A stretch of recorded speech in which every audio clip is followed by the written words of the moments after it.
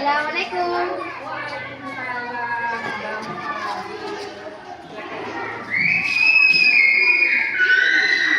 Apa ibu memanggil Fadil ke sini?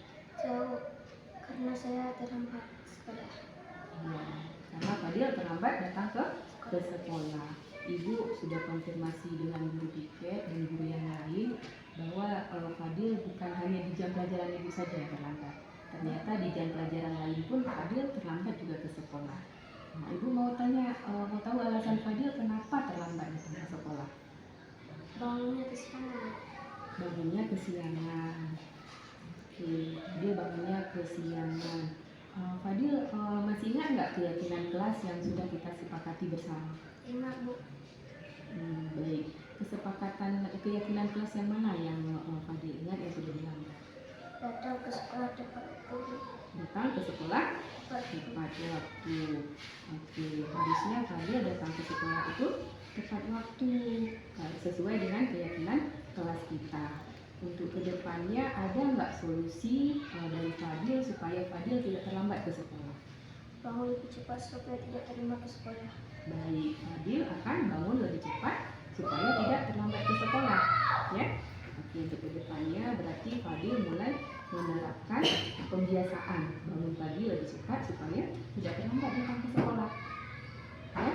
Nah, Fadil mulai kapan menerapkan pembiasaan bangun lebih cepat? Mulai besok, Bu. Mulai besok, bagus. Mulai besok berarti Fadil lebih cepat.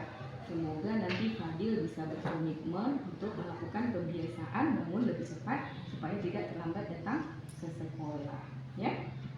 Oke.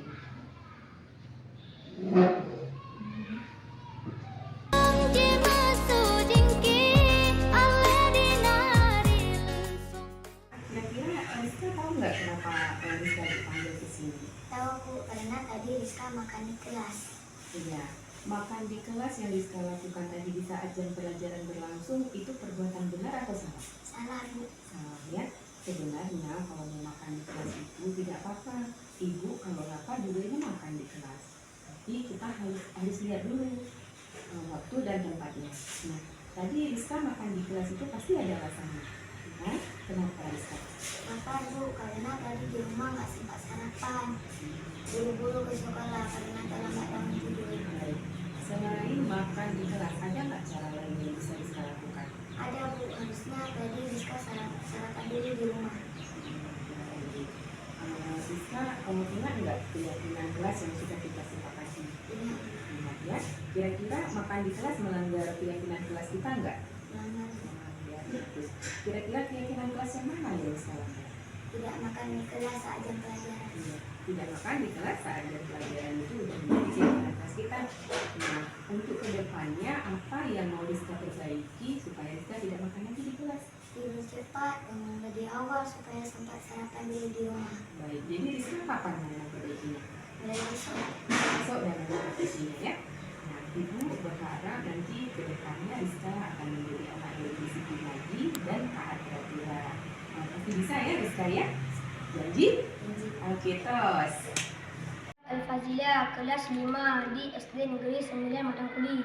Saya senang bisa berdiskusi dengan Bu Asrariyah, tidak diberi hukuman atas kesalahan saya, dan saya diberikan solusi agar saya belajar menjadi lebih disiplin. Terima kasih, Ibu. Rizka, saya kelas 4 SD Negeri 9 Matangkuli. Saya senang belajar dengan Ibu Asrariyah. Di saat saya makan di kelas, saya tidak langsung dihukum oleh Ibu Asrariyah. Terima kasih, Ibu.